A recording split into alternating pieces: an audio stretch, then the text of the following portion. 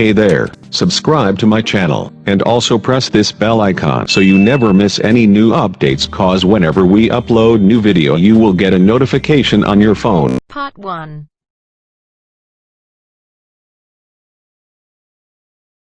You will hear a woman booking a room for a party at a community centre.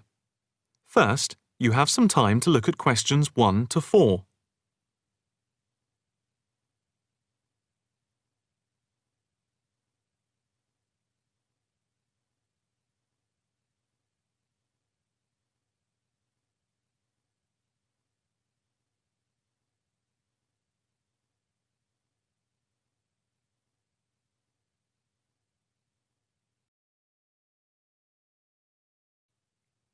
Now, the test will begin. You should answer the questions as you listen, because you will not hear the recording a second time. Listen carefully and answer questions 1 to 4. Hi, good morning. My name's Pete. How can I help you? Hi, my name's Maria Lincoln. I understand you hire out rooms in the community centre as venues for parties? Yes, we do. We've various sized accommodation. It depends on what you're looking for, really. We're looking to hold a party, a children's birthday party, and we need a room that will hold about 70 people, with space for a small disco area, games, dancing, and food. Well, we have a large room, and it would certainly hold at least 100 people comfortably. It's used a lot for parties and things like that. That sounds as if it might be suitable. I've tried various venues, and they're either booked up or they don't hold enough people. Can you tell me when you were thinking of holding the party? I know it's short notice, but we wanted to hold it Saturday week. That's September 15th. Let's have a look. Yes, you're in luck. The Mandela suite is free then.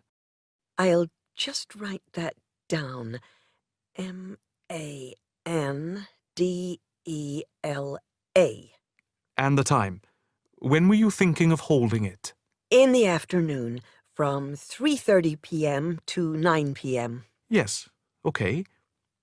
There's no smoking on the premises, and we're only licensed to have soft drinks. That's okay. I think I'm happy to go ahead. Before you hear the rest of the conversation, you have some time to look at questions 5 to 10.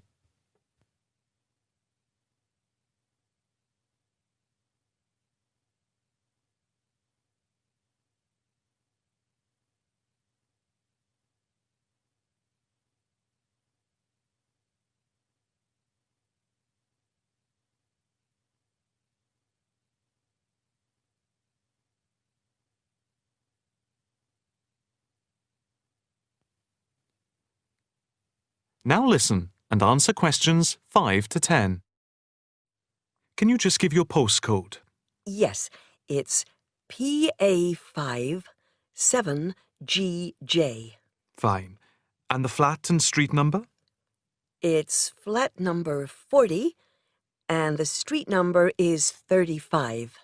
Okay, so that's flat 40, 35 Beaches Street. Yes, that's right. And a contact number? My landline is 223279 with the code. But I'll give you my mobile number, which is 07897 293381. Okay, 293381. Can you tell me how much it will cost? It's quite reasonable, actually. It's £115 for the hire of the room, with tables and chairs. But if you want to hire disco equipment, we've got a basic system with speakers and other equipment for £25. But there is no technician around in case anything goes wrong. And of course, it's optional. That would save us carting something from home, but maybe we should bring a spare sound system just in case. We've never had any problem with the system, but you might not want to take any chances. What about catering? Well, we had thought of getting everyone bringing something. We have someone who can do catering for £9 a head, including the cake if required. Well, that's handy, but it's a lot as we have a fairly tight budget. So, you want to go ahead with the booking? Yes, certainly. OK. I need to take a deposit of £30, which is refundable. The balance needs to be paid 2 days before the event at the latest. Fine. You can cancel up to 2 days before, but after that you lose the deposit. We don't intend to cancel, but is there any insurance we can take out? Yes, there's a form here somewhere. How much? It's, let me see. It's only £9 for the 24-hour period, and that covers you for cancellation, damage, and injury. Well, at least we'd better have a look at it. How would you like to pay the deposit? Cash. I'll just give you a receipt. There you are. 10, 20, 30. £30. Maria Lincoln. Thank you very much. I'm really glad I found somewhere. We have been trying to book a place for the past 2 weeks, so thank you again, and bye for now.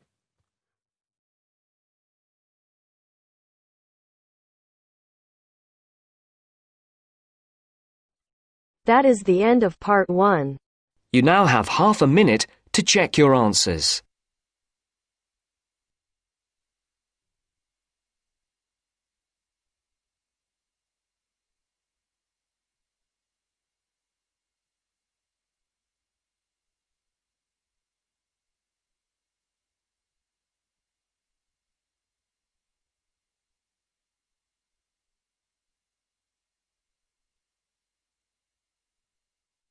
Now turns to part 2.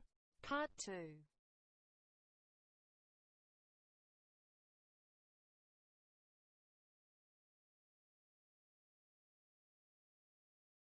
You will hear a talk on the radio about grass roofs. First, you have some time to look at questions 11 to 13.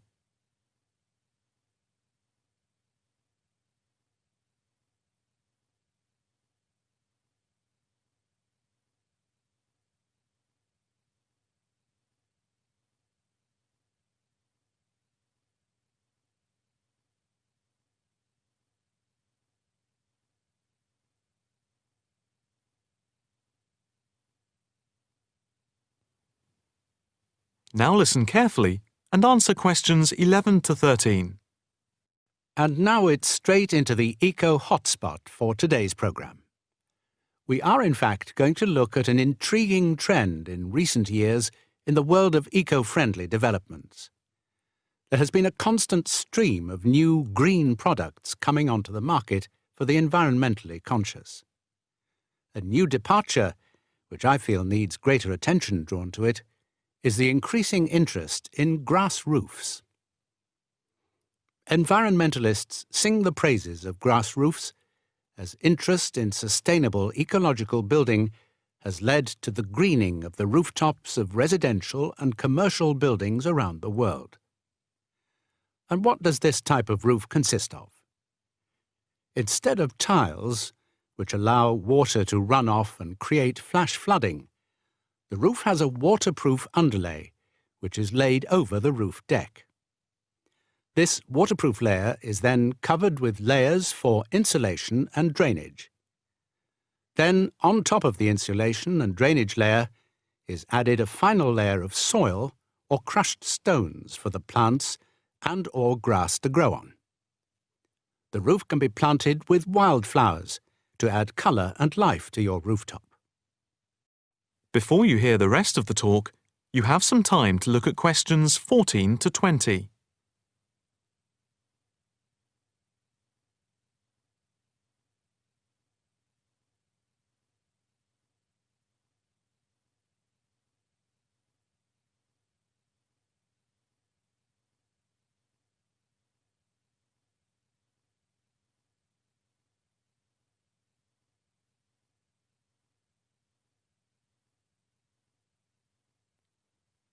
Now listen carefully and answer questions 14 to 20.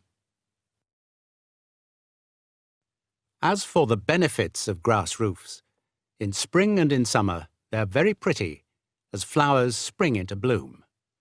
Moreover, in summer, grass roofs are of particular benefit in cities because they keep any building cool by reflecting the sun's rays. In winter, the grass roofs insulate the building, helping to prevent heat loss. The roofs require little maintenance and are better than any other roofing material. They encourage biodiversity by attracting bees and birds, and they absorb water runoff, which helps prevent flash flooding. In fact, the gravel layer retains 71% of the rainwater that falls, thus helping to prevent flash flooding.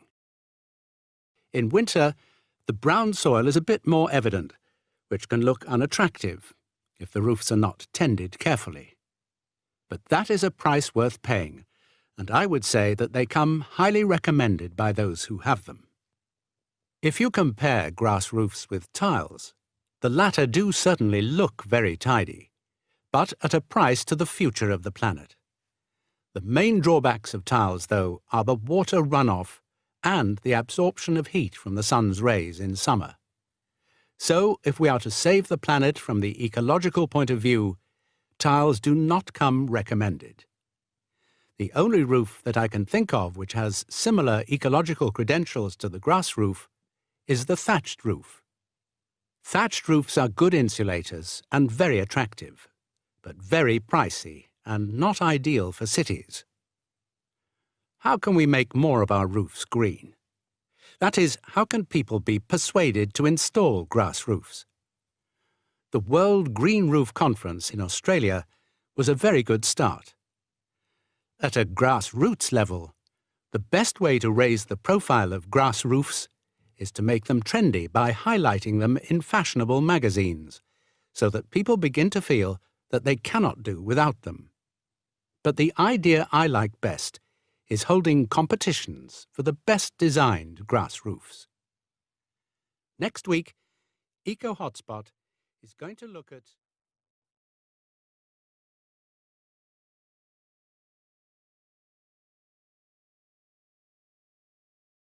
That is the end of part 2. You now have half a minute to check your answers.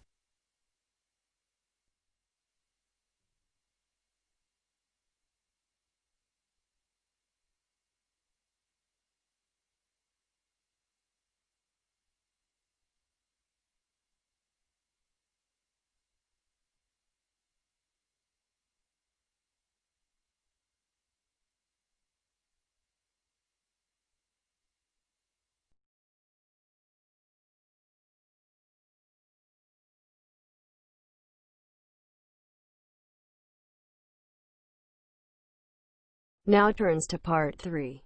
Part 3.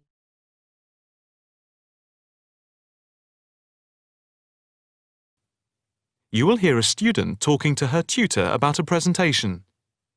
First, you have some time to look at questions 21 to 23.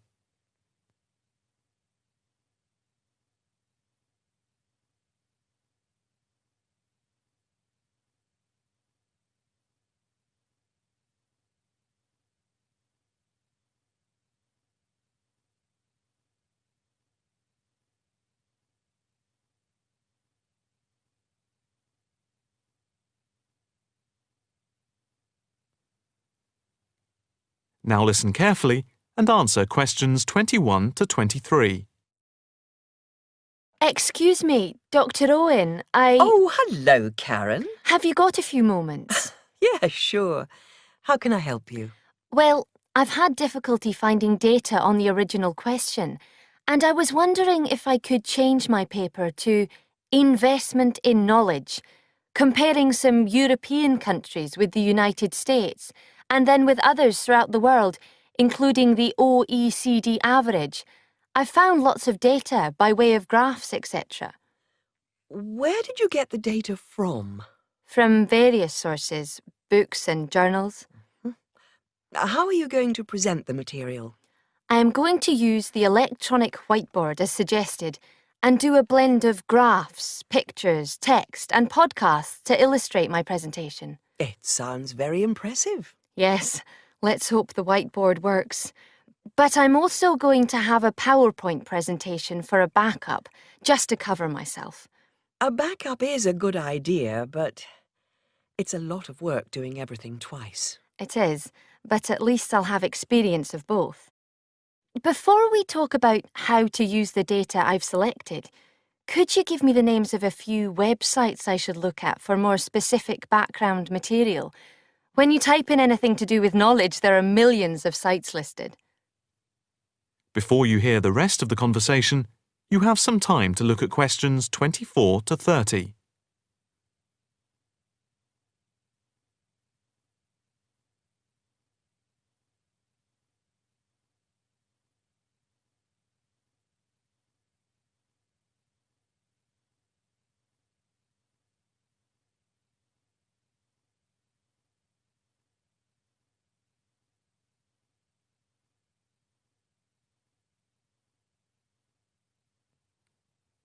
Now listen carefully and answer questions 24 to 30. Let's see. Oh, I'll print you off this list.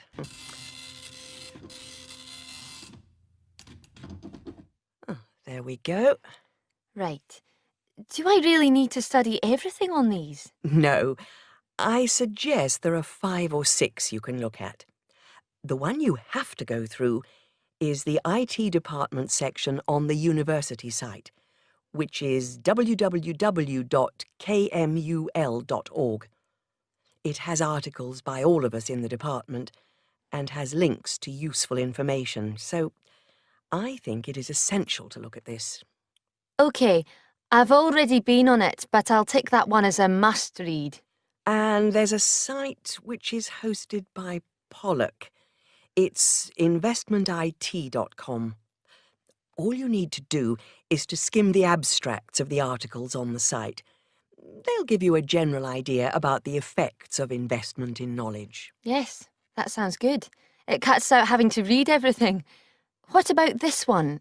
knowledgejournal.com. If I remember, it's not that useful. I would say that there are very few things that you need to read there. Then there's itknowledgereview.com. It's got loads of articles, but it's probably best just to read those that have come out in the last term or so. Do you have to subscribe? No, it's free from the university library. And another free journal online is itonline.com. I wouldn't say it's essential to read it, but it is beneficial. And so I think it is worth a look. If you think it's useful, there is no harm in looking at it. But nationalstatistics.com is worth looking at and trying out the links that it gives. I think these are probably enough to be getting on with. I think so. There's another thing I want to ask about. How much material should I use in my presentation? Avoid crowding the screen. If you have lots of information at one time, people will not be able to follow it and will just switch off. That's worth remembering. I've been in lectures where there was too much detail on the screen and it was impossible to read quickly. But what about visuals? Do you think it's okay to mix visuals and text? Visuals are very useful, but they must be relevant, or else people will get confused about what they mean and why they are there, and they won't pay attention to what you are saying. So be careful. From what I can see, you have the makings of a very good presentation. Thank you.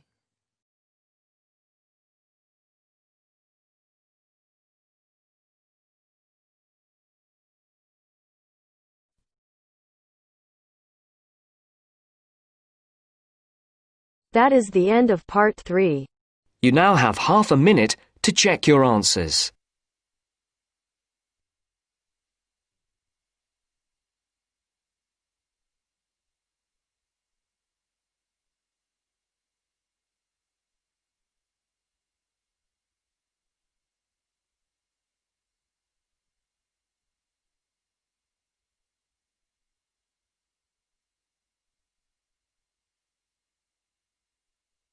Now turns to part 4.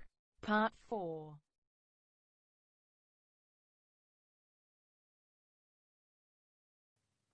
You will hear a talk on the work of a printing department at a university. First, you have some time to look at questions 31 to 40.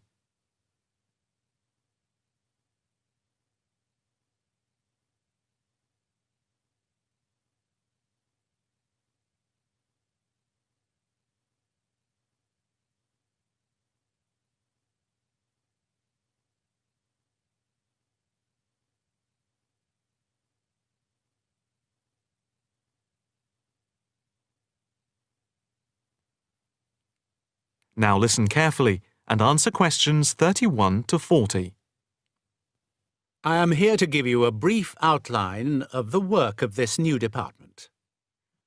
The Department of the Printed Word has a very short history, having been created just 10 years ago.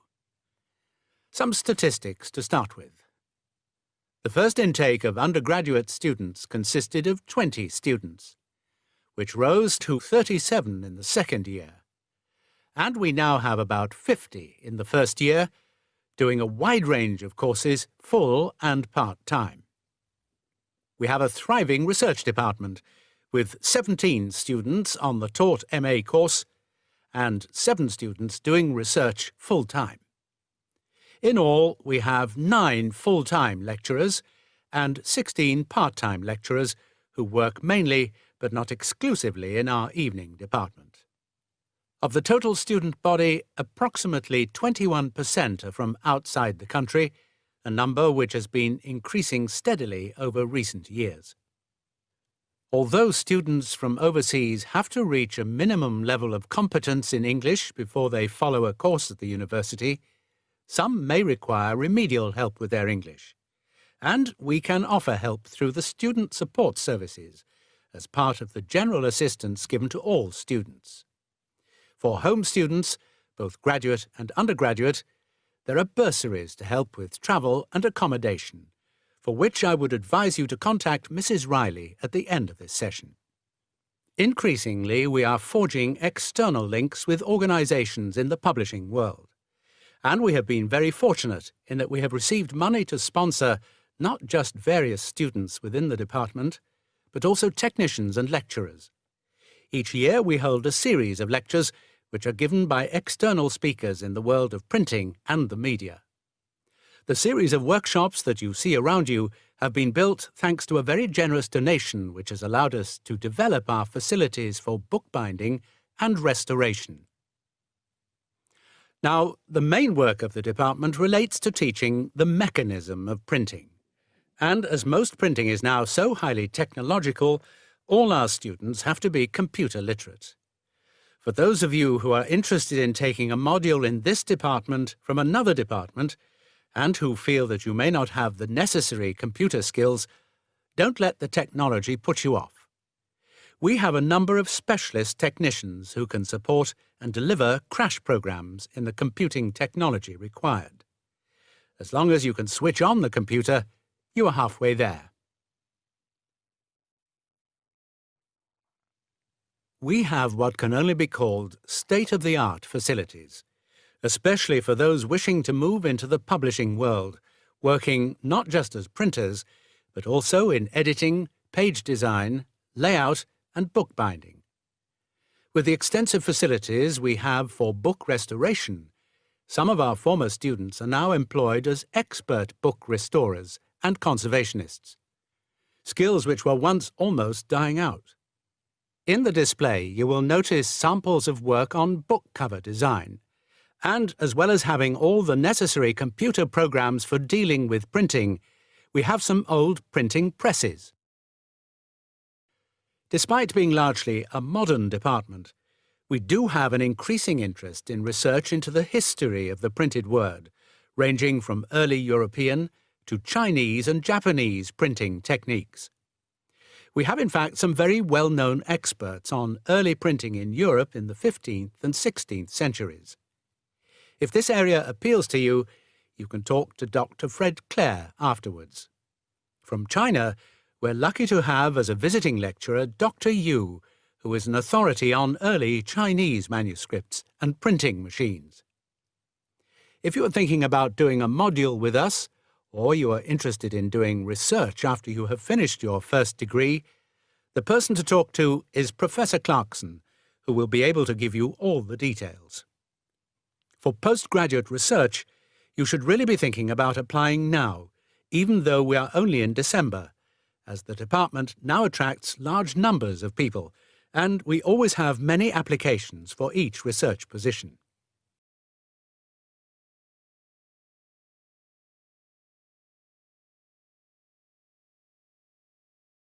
That is the end of part 4. You now have half a minute to check your answers.